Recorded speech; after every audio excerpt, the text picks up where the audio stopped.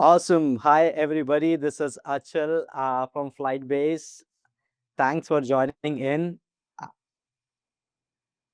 Let's give a minute or so as people join. Hi, Ryan. How it is going? It's going well. Thank you very much. Excited to be here. Love talking drones and security. So be exciting conversation. Yeah. Favorite topic. Yeah. Thank you so much, first of all, for taking the time out from your busy schedule and doing this. It'll be fun. We'll, of course, have a lot more deeper conversations. Throughout the day, I was talking to so many folks, and they were talking about joining this live, where they want to talk about multiple aspects of how things are blending in, how AI is changing every aspect. So, would love to cover all those topics today. I can already see the chat buzzing there. So yeah, without further ado, let's get started. So let me introduce you to the crowd really quick, right? And we would of course love your version a little bit, but I'll just do a quick one. So uh, Ryan, you began your career in security, right? About 18 years ago. You were part of the SWAT team, assignment, specialized roles for Homeland Security, and then you founded Titan Protection in 2008 after 20 years in law enforcement. So, addressing all the gaps, and under your leadership, now you have moved to AI and drone autonomy part. So, would love to get a quick introduction how this journey has been, right? And what kind of vision you have with this physical AI, drone security in this blended model that we're going to talk about today. Sure. No, and thanks again for having me. This has been a long evolving process for me, and in particular, I started as a security officer in 1997.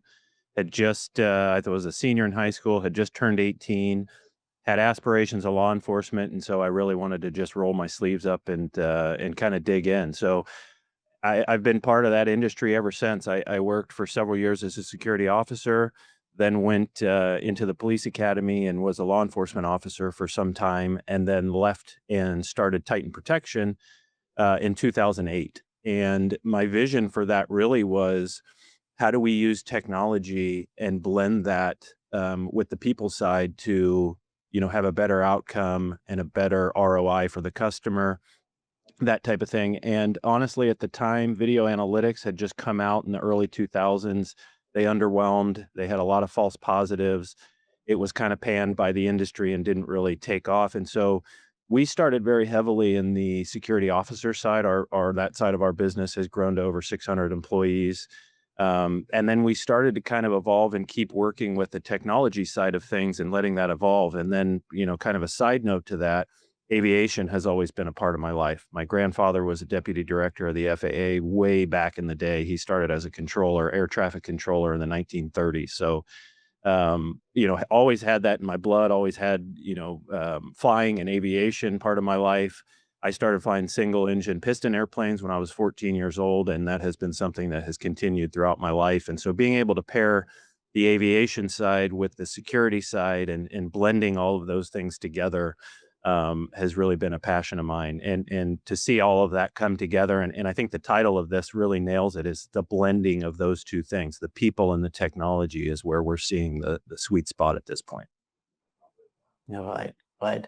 Yep. Considering that you've been part of this industry for really long, you have seen a lot of technology changes, right? Like from, of course, CCTVs, video analytics, mobile came along, and then operation models. And I was looking at like one of our first interaction, probably that was in 2019 or 2020 when we first spoke about the drones and had a chat, right? And you've been looking at this for really long, right? It's not Mhm. something that you started about a year back, right? Thinking about blending things and including drones. And now when you talk about your aviation background, it makes real sense that, yeah, this is something which was bound to happen. And you have been envisioning this, right, for really long. Yeah, no, it's been an evolution for sure. I mean, I started my first drone was a, Phantom, and I had the Inspire One, and that was probably back in 2012, and was always captivated by it. And how could we use this in a security setting? I always saw the vision that we could have the drone patrolling, and have then the person responding to verified events or that kind of last mile piece of it. But along the way, what emerged and what was clear was we needed clear path to be on visual line of sight. And to do that, we also need docking stations to be able to deploy the drone remotely and charge it and those types of things. And nobody was making the docking stations because beyond visual line of sight wasn't a reality.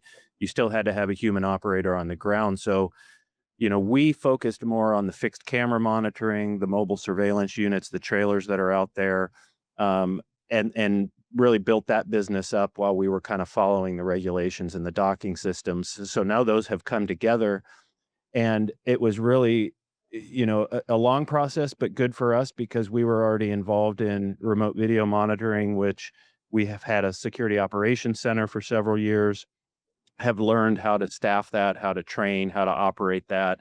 And then with the mobile units, those are all outdoor assets. So very natural progression for the drones to come into it was the same customer, the same application, and we already had the monitoring center.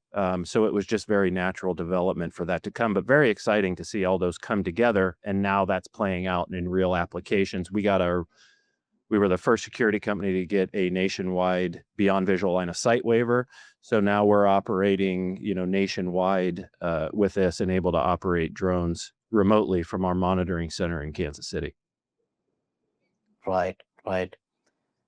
So in terms of, and you already touched upon the topic, the blended security, right? So it's basically the entire physical AI aspect now coming to blended security, where a lot of people, when they hear, they think about, okay, there are guards, there are ground robots, there are humans, and drones in the air, but you're the one who is actually running the live ecosystem with this. So in terms of the impact that you've seen, and let's start there, what has changed since the time you started this? I think that I naively started with the impression that it was one or the other, technology or people. And I think I saw that in the industry, even when I got involved in it in the late 90s, was if you were an integrator, you sold cameras and access control. If you were a guarding company, you sold guards. And there was really no difference. And then the world kind of, as the technology was advancing, we were seeing the guarding companies get more involved in remote monitoring and the camera side. And we were seeing those worlds blend together. And I think also, as we are kind of seeing with AI and artificial intelligence, is it's not an either or at this point. I think the argument can be made at what point does it become full autonomy and, those types of things. I think for the near future and where we're at right now, it tends to be the right blend of those things put together. So I think we looked at this initially as, we have a customer and we provide video monitoring services or we provide physical security officers. And now we're getting into more of the what we call Goldilocks of what's the right blend of each, because it doesn't seem to be one Right. or the other. And that recipe changes with each customer, with each vertical. And I think that playbook is emerging. And, we continue to wrestle with that. But I think, to answer your question, I think what changed for us was realizing that it's not an either or, it's a mix of the two. Hmm. Hmm. Right. In terms of when you got started with this, right, there was, of course, would be a lot of learning. So take us through the first site. I see a lot of folks joining from Romania. People are looking to do this in different parts of the world, right? And a lot of familiar names in the audience as well. So take us through that first site, right? When you cracked that deal, you of course had shown some demos to the customers, but what were the learnings? What was the experience of the first site? And maybe reaction of the customer, right? What it turned out to be. And are you talking specifically drones or remote guarding in Yeah, general? drones. Yeah, it Well, was drones this year as you got started with this one. Yeah. sure, yeah. Our first customer was a car dealership, and Hmm. it, we look at this and we say, okay, where does the drone shine? And it's clearly outdoor spaces. What was interesting about this one is it typically goes how we see a lot of customers go. And we kind of, to back up a little bit, we start with the end goal in mind and then work backwards. And I think a lot of times the industry can start with this is what we sell. Like that, if you're a guarding company, you need guards and guns. If you're an integrator, you need cameras and access control. And that's what you're starting pitching with. And so I think that we kind of take a step back and say, okay, let's do diagnosis before prescription and try and find that better blend of things that are happening. So, following the pain is certainly a good place to start. And that's kind of where we found with this first customer was they were experiencing a lot of theft issues on their car lot. They put a security officer out there. It was a large area. They continue to have problems. So they went back to that vendor and they said, "Hey, we're still having problems. What do we do?" Well, they double down and say, "Add another officer." And I've been in the security world long enough to know when you put two officers on a project or on a property, they're walking around, but then they're also grouped up. They're talking, they're together. So you're really not extending the visual of that, but you've doubled the cost. And so it was really low hanging fruit for this customer because we were able to come in, cut the second officer out, put the drone solution in place. So this saved them money instantly. And then it also created a better ecosystem for them. We put a thermal radar system around the property. This was a very large property, and that was one of the challenges where people were coming in all different areas. They'd get cars and then they'd be gone very quickly. So we have one officer on the ground because there's still a last mile problem, right? You still have a response. If the drone can't act as a deterrent, either through just its presence or through the audio talk down, which is a very powerful capability, you still need somebody that can respond and deal with that, whether that be the police, calling the client. In this case, we were sending the security officer and had great success with this because now anytime somebody comes on that property during a given time period, after hours when nobody's supposed to be there, we're alerted to it. The drone goes over top. Then we also have that boots on the ground resource that can respond and interact as well. So it was really easy sale for that customer because it was less money and more coverage. And now that we've had some time with that, we've had several success cases of preventing, stopping thefts. They were getting several of these thefts happening, which was impacting their insurance. It was just causing, a lot of headaches. So it was a win-win all around. And that's where I really see this adoption happening, is just kind of reshaping how we're coming at these problems and doing them with a blend of people and technology. Mm, mm. Interesting point there, because you are coming from, actually, there are companies who are either just coming from the drone background or they were a security company, and now they're looking to integrate that, right? And you already had been looking at drones, you have aviation background, it came from this side. And there was one point right now you said about radar integration. Like, a lot of people think that if they just deploy the drones and randomly fly the drones, it would solve the problem, right? So I would love to get a little bit deeper into that, right? That what is the integration? And I think we already had the same question coming in the chat, so I had the same question as well. How did that come up? What exactly happens in that workflow, right? Is it like a single radar? What kind of system do you set up? It would be good to understand that, and how it aids remote operating center, right? Without that, how the operation would look like, and with that, what changed? Yeah. So we look at it, we call this service automated response and patrol, or ARP. Everybody loves the three-letter acronyms, and that's one that for us has really kind of summed up. The drone does two things. It's either responding or it's patrolling. Patrolling proactively, looking for something, to happen. And traditionally in the security industry, you have, security patrol, which is normally kind of a Band-Aid for a problem. They're having issues. They really don't have the budget or the need for an on-site officer, which could cost, $12,000 to $20,000 a month. So they have a physical patrol that may happen a couple times a night. The challenge with that is you're guessing, are we going to show up at the time that something's happening? There's some definite benefits from visibility, from being able to check doors and still do things that, they're able to do. But being able to patrol with the drone allows us to patrol much more frequently than sending the person. But then again, we still have that person, that layered response is everything that we talk about. Is, it's not just one thing. It's how do these things work together in an ecosystem. So on the response side, then that kind of gets into, okay, what's the triggering event that would then that the drone would be responding to? Because that's where it shines, right? Rapid deployment, covers large areas. You can see things. So those are very different. That could be somebody on site calling us. That could be existing cameras that are already there, and we integrate that into. And side note, that's one of the things that we looked at Flightbase for was, okay, how do we integrate all this together? How do I get my drone pilot? Because from a monitoring center perspective, people have heard that single pane of glass. You want to have one thing that you're looking at, as opposed to, okay, I have to log into the camera system, get that, then log into the drone software. And so that's, something that we look at is how do we put all that together? So that may be using existing cameras, that may be using mobile surveillance units that we put around the site. That may be using, we have a couple products. Recognize is one. Thermal radar is another one that we've had great success with. That's how we build that perimeter. And that really only works in areas where nobody's supposed to be, right? Because the mere presence of somebody that should be the response piece that we want to investigate and find out, are they supposed to be there or not? The patrol side of things happens often where there's activity constantly through a project. You think about apartment complexes or shopping centers or these types of things.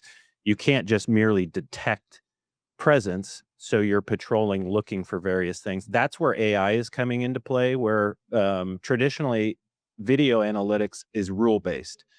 If somebody comes on a property during this time frame, or they're loitering, or these types of things, where what AI is doing is it's looking at a scene and it's learning what's normal and what is different, and then it's flagging and saying, okay, this anomaly happened. You take a peek at it and see if it needs action or anything like that. So we're seeing AI help out with that. Um, in areas where there's people that are supposed to be, I look at parking lots that are very challenging from a video analytic perspective, catalytic converters, auto burglaries, these things. Parking lots are typically where a lot of your issues will happen. Video analytics Mm. failed there because there's people in and out all the time. But now it can learn and say, okay, this person's on their back underneath the car, or this person's been loitering around a car where typically the people park, leave, and go inside. So we're seeing behavioral analytics and AI really change that game. But again, and hopefully I'm answering your question here. It's a lot of different pieces, and we've got a lot of different layers, especially from the response side of things. Got it. Right. So just to summarize, you spoke about the patrol, and then patrol could have AI. That's one piece. And second is radar or other systems where you have alert and emergency response, where you can dispatch the drone. And does it like send, like, how does the workflow work? It sends and you have the operator and they start looking at it. It automatically flies to that location. How does that work? How does the compliance work with FAA on this? Because people could have questions on the same line. Yes, and that's where I think where less video analytics and AI has played into the patrol side of things. That's where I see this shifting. Especially, we just got our first one to many um, Hmm. upgrade to our waiver, which is huge for us because traditionally it's been one pilot to one drone, and so there's really economies of scale as pilots are able to handle multiple sites. But if you think about that from a patrol perspective, traditionally, if the patrol, it relies on the operator to look for suspicious activity, that becomes very challenging as now you're operating several drones. So the AI component to see and to tell that, and we've had a couple of these. We had one at a large site where the drone was patrolling. The operator didn't see the person, but the AI in it picked it up. They investigated, were able to zoom in and kind of see, but they would have missed it on a standard patrol if the technology didn't alert them to something happening. So we're seeing that change quite a bit, and I think we're going to rely more on the video analytics and the more importantly the AI and machine learning to tell us something's going on, even in the patrol scenario. Right, right. Yeah, and specifically with these visual language models coming up where they have the spatial understanding, like you correctly said, that somebody's loitering, that they're not supposed to be there, right? So these are not very hard coded or are very specifically trained for certain things. They can look for what a human would look for, right? And that is where most of the systems are going. Uh, what I'll do is, since we are already almost 20 minutes in, would love to give some visuals to folks who are attending so they can see what the technology looks like. And probably I can ask few questions on top of that. Feel free to share what we are looking on the screen. Let me see if I can pull up one of your video from your YouTube channel. And huge shout out to your marketing team for putting up great videos online to demonstrate what is possible through this technology. So, uh, give us a quick overview. What's happening here? There could be folks, there could be who are looking at this for the first time, right? They're looking Mhm. at these autonomous drone technology. I'll talk about the reliability factor as well in a bit, but you can just give us a quick overview what's happening with the folks on the ground and what we're seeing here. Yeah, no, I think this is just an overview of some clips that we've had from some actual deployments and talking about some similar use cases and types of applications that we've been deploying these things at. That there is kind of showing the dock, which again is critical for what we do. We can't do this without a docking station. So being able to deploy and, kind of talking about the ecosystem of the equipment on the ground, and then also what we're doing back in our remote operations center with the pilots, just kind of showing the visual of that ecosystem. Hmm, right. So Th- let's talk about that, right? Sorry, you were adding something there. No, go ahead. It showed quickly there one of the drones that was coming over top, with an audio talk down. That piece of technology, we've had that on mobile units, we've had that on fixed cameras. There's been all sorts of studies behind what really deters crime. Is it more cops? Is it higher prison sentences? And what they found from the data was the most compelling deterrent was the threat of being caught in the act. So that's what makes that Hmm. audio intervention so powerful is we come over top, we come with a strong audio message that isn't recorded. You in the blue t-shirt, police are on their way, leave immediately or be arrested, has such a dramatic impact. And especially in areas, we find that too, where folks will say, and we talk about that last mile problem where they say, well, I'm in an urban area and the police response will be slow because of limited resources. Or I'm in a rural area and my response will be slow because of limited police resources. So that's where we add that layer, that last mile of boots on the ground. But then again, our first go-to is that audio intervention that is so powerful to deter the crime. Got it. Got it. So essentially, what you're talking about is, of course, the officer can talk through this and have the recorded video played from the drone, and that could be a huge deterrent, right? And work on that aspect. Let me go over more stuff here, right? There's a lot of stuff which has been shown in terms of the ARP that you were talking about, which is the automatic response, right? The integration with these radar systems, which is going on there. This one right here is a good one. So a gate check.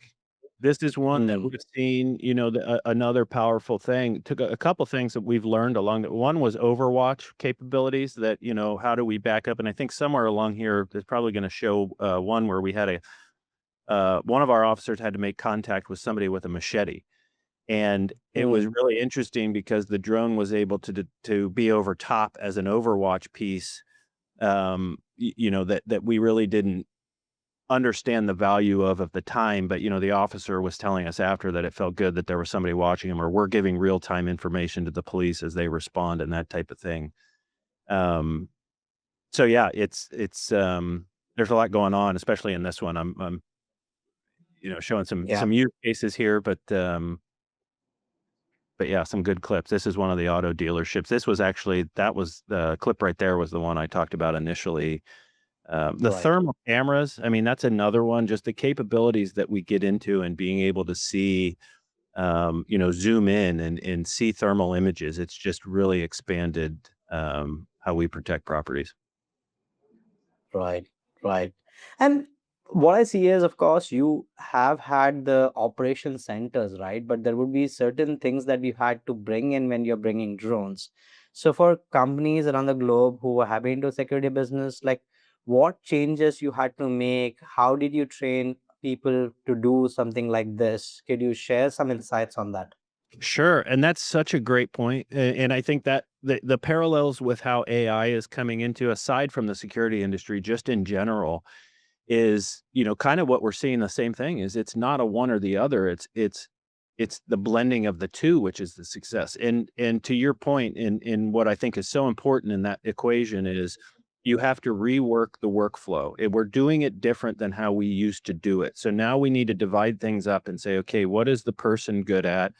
Creativity, judgment, decision making, responding, locking the gate that the drone finds open, and then let the machine do what it's good at, and that's going through the data and the rote processes and redoing that. So it takes a step back to think about, okay, what needs done, and then how do we assign different pieces to each one of those? And a good example of that, and John Mack, he was with Imperial Capital, and I think he's with Raymond James now. But I heard him. He's a private equity guy that was heavily focused in the security space and particularly remote guarding. And I want to say this was 2016 or 17, but the MGM Las Vegas had that shooting where that guy got in. He was in his hotel room with the guns and shot down on the concert, and it was one of the worst mass shootings.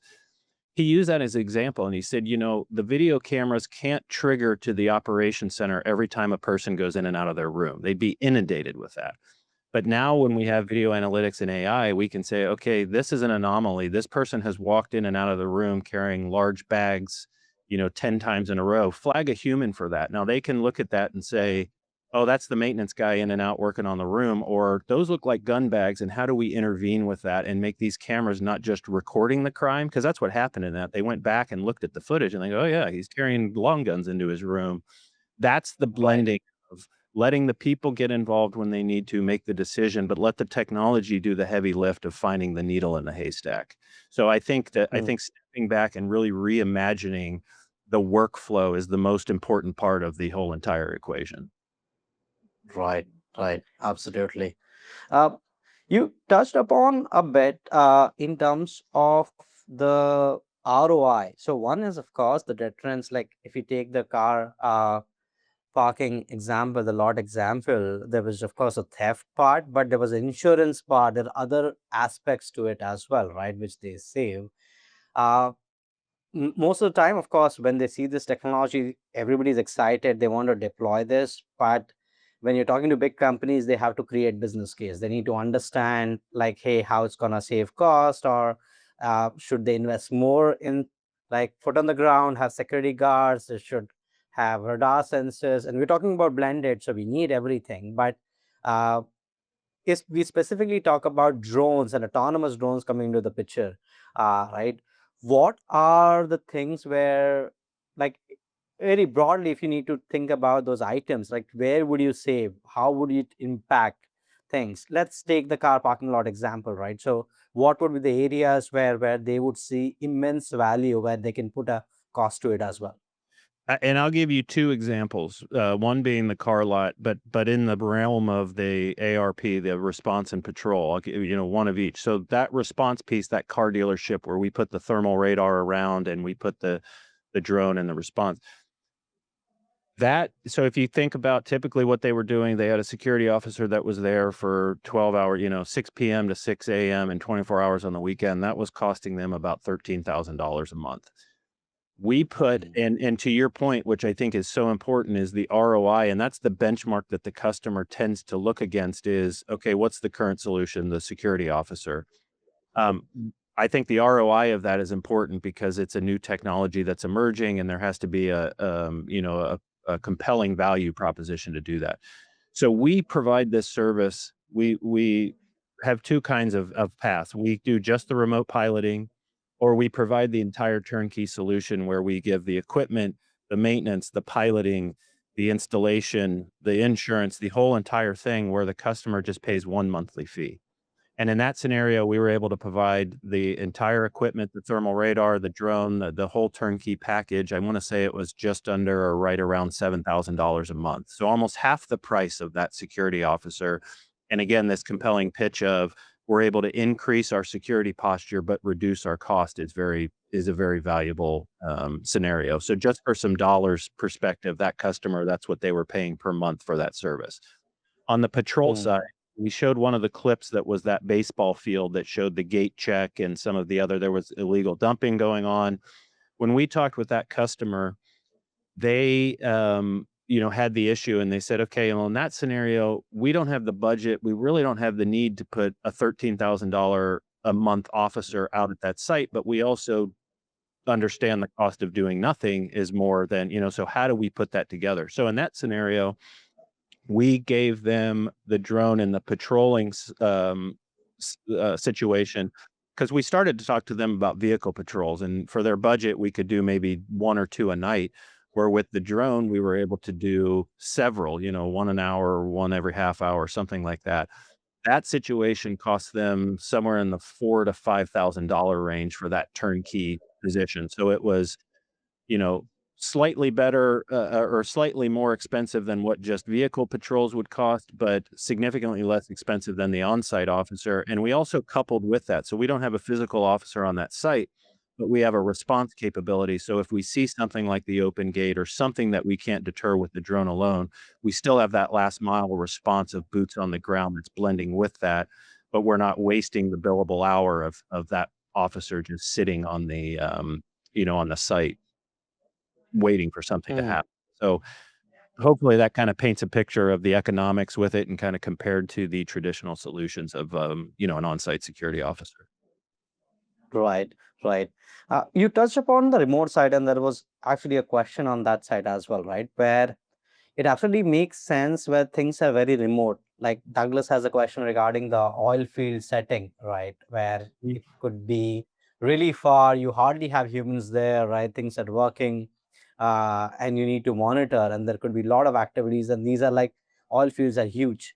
So, are these services available there? How they are deployed? Probably there's no infrastructure. So, do you then have trailers? How these things could be deployed in such kind of situation, which is middle of nowhere, but then you have very expensive resources like oil or a solar panel, right, in this situation. So yes, it'd be good Those are to understand prime more use fun. cases for sure. Yeah. That those areas, and then again, that's what also the mobile surveillance units. We have about 2,000 of those out in the field, and so we learned a lot about that. But those are also zero infrastructure deployments. We have to provide our own power and our own internet in those scenarios. So, and construction sites are another one. We're seeing a lot of adoption in the construction industry, but again, when you go to deploy, they don't have power and internet on those sites. And so we're doing that with a mixture of maybe we put it on a trailer that has solar panels. We're putting it on Starlink or putting it on cellular routers and that type of thing. But those applications, certainly wide open spaces, are where the drone shines, and we have not been limited yet in infrastructure capabilities. Because we're able to provide that through solar or Starlink cellular type of thing. Hmm, hmm. Got it. Right. And when it changes from those kind of things, which is not something related to, say, a car parking lot, it's much more industrial. Uh, then, like, does it also have more use cases? Like, do you provide even inspection and monitoring of certain things? Do those kind of things come up as well? Yes, and it's a great point and a great opportunity to be able to pull from multiple budgets. We're seeing that in the construction industry where they're already flying drones during the day. They're doing, how do we grade? How do we know how much dirt we need to grade? Or how do we inspect the building for cracks or do these types of things? So we're seeing that where people are using our remote piloting services to fly a mission for inspection or to, do that type of thing. And that's another side that we've started to see some success with is folks may already have the drone, they may already have the equipment, and they just need the remote pilots. We get a lot of that where folks get involved and they say, okay, we can do this on our own. We have Bill, our 107 pilot, who's going to fly these. And then Bill leaves, or Bill, and there's turnover in that scenario. And then managing the pilots, managing the maintenance, can be a challenge. And so we have some folks that are picking us up just for the piloting purposes alone. Hmm. Hmm. Right. Right. Yeah, I think one to many use cases because then you could have even bigger ROI, right? You're just not doing security. You could be doing measuring the dirt, the land that has been moved, or it could be an inspection that we are doing that you can grab. And with AI, again, as you rightly spoke, we could actually analyze that more and generate reports. Uh, Moving to the part of when somebody is looking to set this up, like remote operation center, right? What kind of requirements people have? Like, how do you set the training, right? There are no schools right now. There's no training institute, right? That's a huge thing that industry needs to set up because if this is growing, you still need people, right? You have AI, but you still need people where you still would have one too many, but yeah, maybe 1 to 6 drones or 10 drones. Now we also seen a 1 to 14 kind of waiver coming along. So it will grow, but still you still would have command centers and people, right? And like they are sitting in front of the screen for 8 hours and CCTVs are different because you don't know those camera, like you know that those cameras are not moving. You're not gonna hit into something, or there are no cranes you could get into. So there are a lot of things. So, like, what has been your set off from, not just from the training perspective but also from the culture perspective, right? Because these are like sensitive sites, so you don't want drones to be kind of getting into middle of something or dropping on something there, right? So help us understand a little bit on those perspective of the human side of things and the training side of things as well. It's such a good point and something I glossed over earlier when I said that we needed beyond visual line of sight and docking stations. There's a third component to that, which is the Security Operations Center. And I think that there's a lot of talk around beyond visual line of sight. It talks about regulations and UTM and all these other things, but you're forgetting about the docking station and you're forgetting about the Security Operations Center. And I glossed over it because we already had that piece in place. But it was interesting when I saw the ARC report on the, what was going to be proposed, Part 108, there was no mention of the operations center. When you think about, okay, we're UL listed, we're 5 Diamond certified, which means that third parties audit and make sure that we have redundant power and internet, that we are training operators correctly. Um, the training operators side is an interesting point because we're training operators on standards for remote video monitoring, but there is no playbook for remote pilots. We're building that, as it's currently happening. We've had a lot of internal conversations. Tom Carey, who is our remote operations manager on the drone side of things, we've been talking about a security drone working group where we can collaborate and talk about lessons learned and what we're doing, because there are no standards out there and we need to start thinking about that and building that. And I think it's exciting, that you blaze a new trail. But I think it's equally as important that we set the table right and that we, have the right, because without the standards and the, how do we train people on how to do this, we open the door for bad things to happen that could set us back, with the FAA or with the public perception or those types of things. So I think it's an extremely important conversation that is evolving, but there is no real clear playbook on this at all. But to answer your question and think about the remote operations center, yes, training pilots, training on the software, training on how to operate, more importantly, training on what happens if something goes wrong. We really built our training protocol based on our waiver, our ConOps that we submitted and everything else. We kind of built backwards and built up that training program. But thinking through what happens if you lose power at your location when you have a drone in the air? What happens if the contractor down the road accidentally cuts the, internet to your site? Where is that redundant feed? What's your disaster recovery plan? These types of things are certainly what you want to think through before, you have drones up in the air. Hmm. Hmm. Right. Uh, in terms of these training that you spoke about, right? And there would be also a problem. I see that a lot of us, like even part 107, it is, of course, it's just an exam that you give and you get that license, and that is again for a manual drone operation, right? And there's huge gap between like how we would have these kind of workforce which would be ready, because so far till 2025 we can still see this as a innovator or an early adopter kind of a market, but now it's getting up for that early majority. If you look at The the crossing chasm. the chasm kind of yeah, the one. So we're getting there. Every company from oil and gas to like they could be in waste management, that could be in solar, they're looking to adopt this, right? And it cannot happen without the remote pilots, right?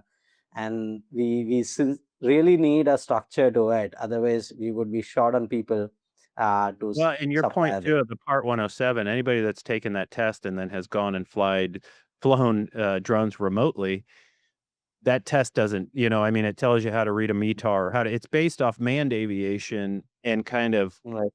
conformed into, but then when you read the notice of proposed rulemaking for Part 108, they're almost getting rid of the pilot certificate. They're putting that burden on the companies, which I understand. They're saying that, really these things are flying autonomously and it's more on the company to set up.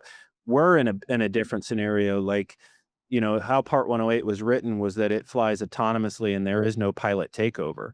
that doesn't really work for us because if we see something happening, we need to stop, we need to investigate and move closer to that. So that landscape is changing. I think everybody knows the Part 107 pilot certification is not applicable or meaningful for remote operations. So it'll be really interesting to see how that unfolds over the next couple years.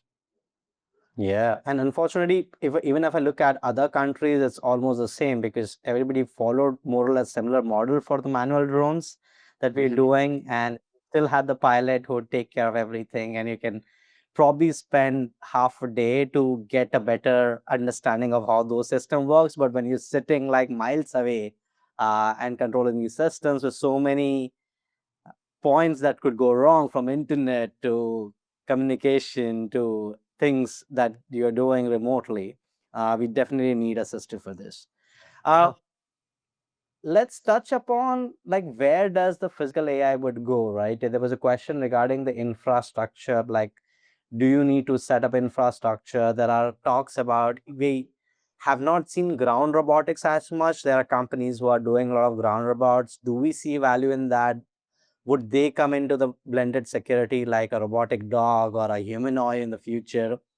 Like Great somebody question. who has the first part perspective, right, to these customers. And you saw drones really, really about, I would say, almost a decade back, that this is something which could play a fundamental role.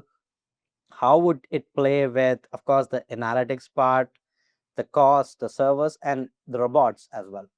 Right. No, I think it's part of a bigger discussion, certainly to see how that revolves. But we were very deliberate in calling this category automated response and patrol and not drone response and patrol, because we did want to leave space for the ground-based robots, which is maturing and changing, from a cost perspective and a capability. Um, the drones covering more area. I see that landscape changing and changing quickly. So at what point, and we've started to, test and start to have some conversation with the different robotics companies because we see that coming and certainly think that'll be a piece of it. But, you know, how that changes or where that goes will be interesting to watch. And I look really far downstream and think about, how it's going to change our society. And, at some point when robots mature, how do we, from a security or law enforcement standpoint, deal with a robot that is used for bad purposes, to break into a car, to rob somebody, rob a store? We're going to be not too far down the road talking about how do we arrest a robot or what do we, I mean, it's going to be a different. And then on top of that, the AI discussion, there's going to be to some degree a discussion about how much job displacement there will be, but we know what unemployment rates do to crime. We saw that in the '09 downturn. We saw that during COVID. Unemployment rates were as high as 20% during COVID. As AI becomes, a thing, we may see unemployment rates in the 40%. And what is that going to do to our, the fabric of society? And so these are conversations that we need to have. But, it's an exciting time. I'm not a doomer where I think that, the sky is falling and the robots are going to take over the world. I think we'll get this right. That's why I think it's so important that we set the table correctly and have these discussions and get them out of the open. But I definitely think ground-based robots are a part of the conversation today and will continue to be. Right. And I suppose they would also blend it together, right? These robots have to work in conjunction, and this could not just be robots, but it could be even automated ground vehicles. Because at the last side, you cannot have humanoid walk 10 miles. You'd probably need a car, right? A version Yep. of a Waymo or something like this, which reports there could have a robot or could have more sensors, because you need something on the ground which drones cannot do. Yes. One of the other things too in the drone robot scenario, one of the things that I didn't really appreciate until we started deploying these was the deterrent factor of the drone. I mean, when it comes over top, you can't push it over, you can't run from it. You've got the audio deterrent, but it also sounds like it's interesting. We fly about 50 feet above the ground. At that point, it's possible that you never see it or hear it. When that thing comes down over top of you, it sounds like a hornet's nest, and there is no real, pushing it over or defeating it at that point. So there's a really strong deterrent in the drone at this point too. And not to say that that doesn't exist with the robot, but it was an interesting capability that I think I underestimated at first.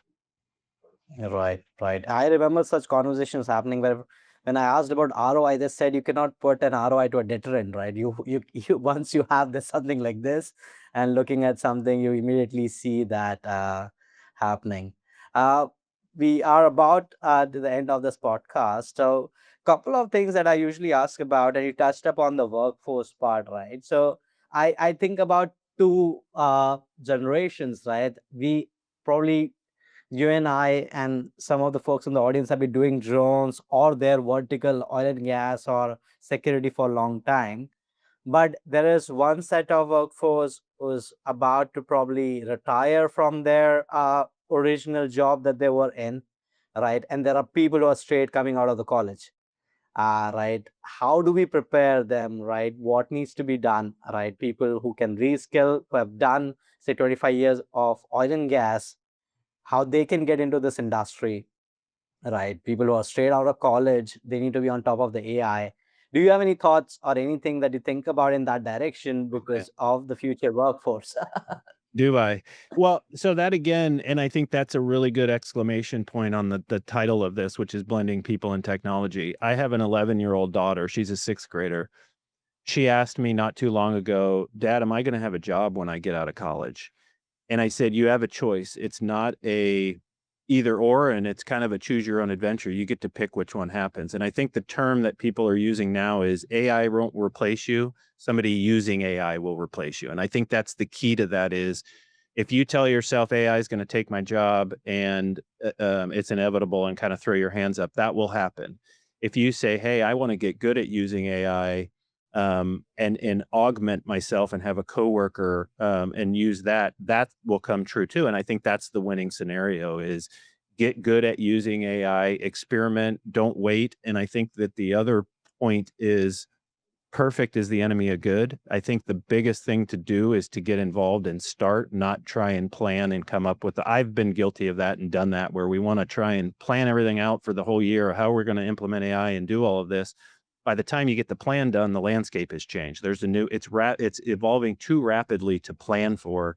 You really just need to get your board in the water and start paddling. And that would be my advice is you have two choices. You can stand by and wait till the playbook is written and then follow that, or you can just dive in and start to wrestle with it. And that's what I think the short term is, especially for, the generations that are coming out is don't throw your hands up and say this is just going to take over the world. Get good at using it. And for the near future, and I think that's where the argument is at what point do we get to full autonomy where the monitoring center can do everything by itself, including call the police, and the robot can go lock the door instead of the officer. I don't think that that's right around the corner. I think we're going to continue this human in the loop and kind of blended solution for some time. And so that would be my advice is roll your sleeves up. Yep. Great. Sounds good. What I'll do is with almost upon time, we're already there, but I would do a quick rapid fire with the Q&A. So you can keep the answers short so we can, there are a lot of questions in Q&A, but if you can, yeah. So we can probably keep it short and people can of course reach out to you on LinkedIn if you're okay with that and you can put your link later. But I'll shoot them so we can quickly cover those. So Christian asks us that how do you handle deconfliction with other drones and BVLOS waiver? Quick answer on that. Well, that is an evolving, answer to that question. As of right now, we fly shielded, and we fly 50 feet shielded with it. So we technically don't consider ourselves, and I don't think the FAA does either, that we are in the airspace. If you're in manned aircraft and you are 50 feet above the building, I promise you, you have bigger things to worry about than my drone. Mm, right. I think the follow-up question, which could be from David, would be the limited airspace or airspace near airport, right? Is that something you're seeing coming up, or is that something which would be possible? Right now, that's pretty much, you're at the mercy of who controls that airspace. If it's a Delta airspace, it's that tower, and we're doing airspace authorizations.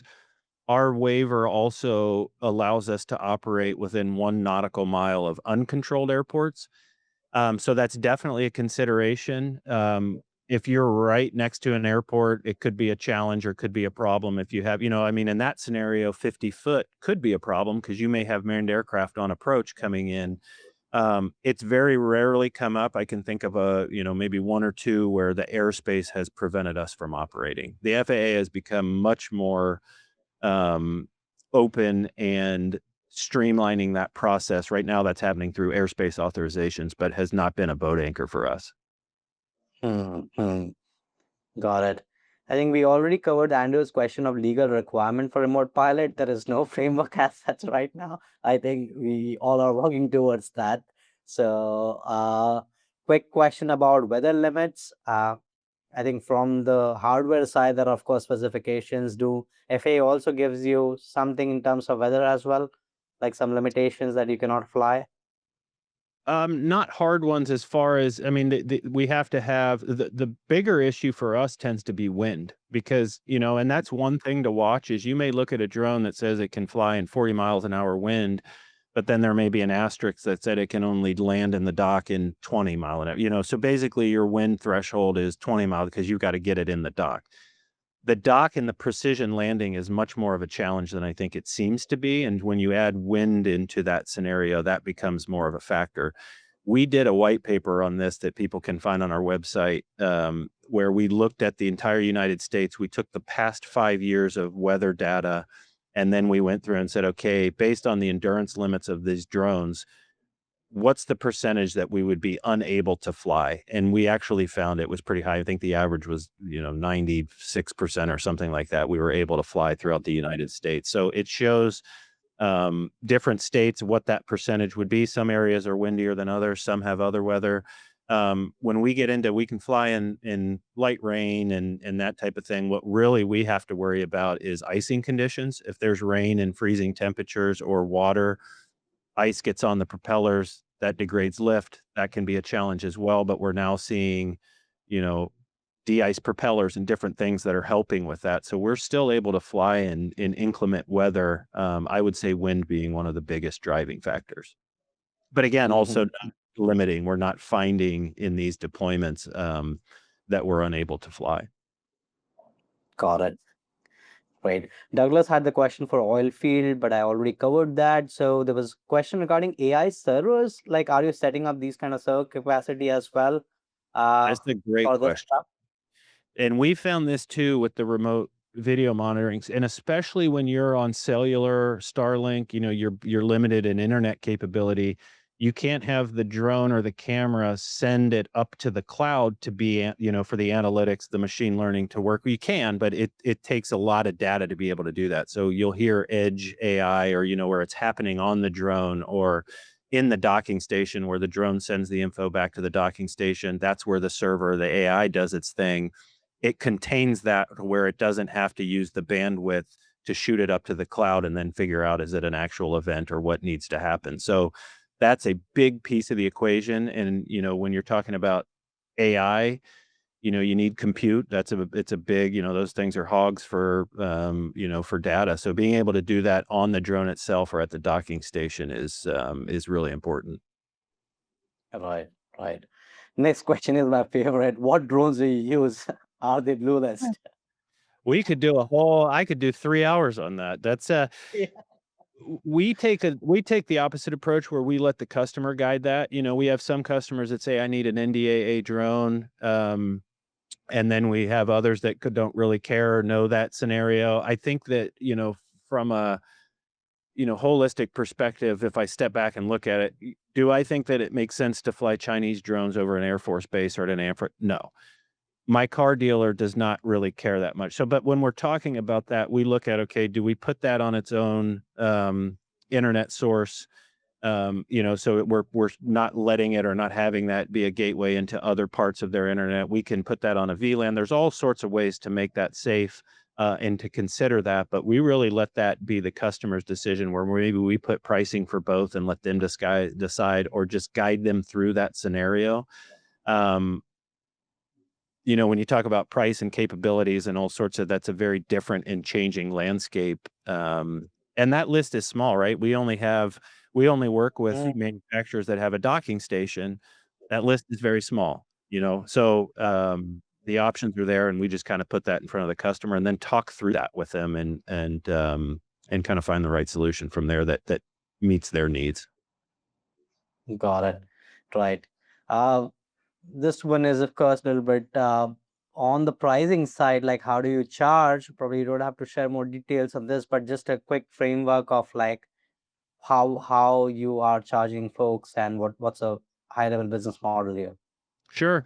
When we're talking about the drone as a service, we package it all together where we deal with everything: the maintenance, the installation, the piloting, the insurance, and that is the customer still gets the data. We can pipe the drone feed into their video management system just like a camera would, or, they're able to see it, but they can operate it without the cost, the liability, or the headache of it. And so we do that as a monthly fee. I would say our average package is between $4,000 and $6,000. That includes the detection equipment, the patrols, the piloting, all in, is how we price that. The other option that we have is just the remote piloting piece. And we have pricing for a dedicated pilot, which is, somebody may say, I want two drones on a property and I want one up all the time. So that's just a dedicated pilot. We bill that by the hour. And then we also have permission price, where it's just, hey, we want you to fly every half hour, or we want you to fly only when this detection happens, or we call you, that type of thing. We just price that per mission. Pretty standard, $6 per mission. Our standard mission is about 10 minutes. And so that pricing can go up or down, but depending on, the frequency of how many missions they want to fly, how many locations they have, and then the duration of that mission. But that, to kind of give you an idea of cost, hopefully that Hmm. gives you a good Yeah, overview. that's really, really attractive actually. A lot of question coming in. I'll just racing through them. This would could be taken offline, but I'll just put it on the screen. Keith operates a 600 ship marina, right? And he's doing this. And actually, this is question more from the software side, where you can track vessels. So we'll have a separate session on this, Keith. We just did a public news came out for the Singapore port where we have deployed this. But sure, Titan and Flightbase can work together to even deploy it on ports and integrate vessel tracking systems and track movements and so on. That is Great use something case. yeah, Yeah. That right there is kind of the sweet spot of, you got open outdoor areas, and then IDing certain vessels, that's where that becomes that, how do we let the technology do that? And certainly that exists in figuring out how to put that all together, but that's a prime use case. I also yeah. noticed here too, somebody asked if we can white label this solution for other companies.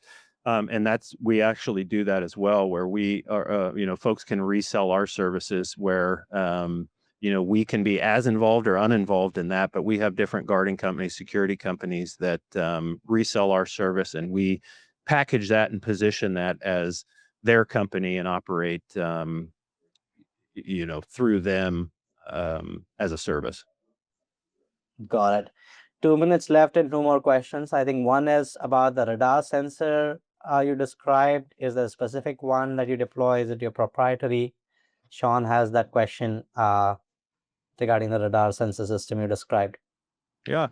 Thermal cameras work very well, and then there's a radar. There's a company called Thermal Radar, that we've had a lot of success with. That is, it's a thermal camera, but it's spinning and it takes images and can detect people and objects. And it's a really good way to kind of put a virtual fence around a property and know when that fence is breached.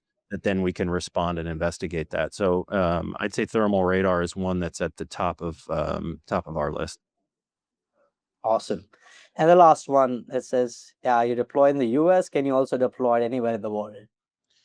We can fly anywhere in the world. The limiting factor is regulations and that type of thing. So I wouldn't say it's a blanket open-ended, we can fly anything anywhere, because certain places are, wide open and other places are closed. But, we can operate our drone in we operate in all 50 states currently, and have some conversations going with some international partners. But yeah, we're able to operate anywhere we legally can. Yep. Awesome. I think I need to end it there. There are more questions coming in, but we probably have to do another one to take that. And thank you so much for taking so many questions, Ryan. Yeah, yeah, And sure. that was great, rapid fire.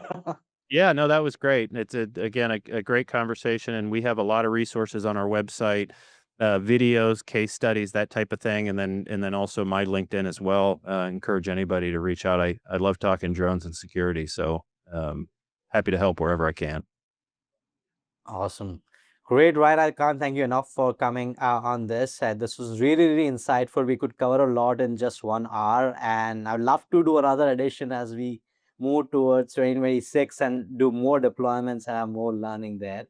Let's And do it. yeah, yeah, to everybody who joined today, thank you so much. The recording would be available as well on YouTube channel on Flight Base, and we'll also share with Title Protection. So our YouTube channels would have this. You can listen to it again. And thank you so much for joining today, Ryan, for this one. And look forward to seeing you in another episode. Appreciate it. Thanks for having me. Thank you. Bye bye.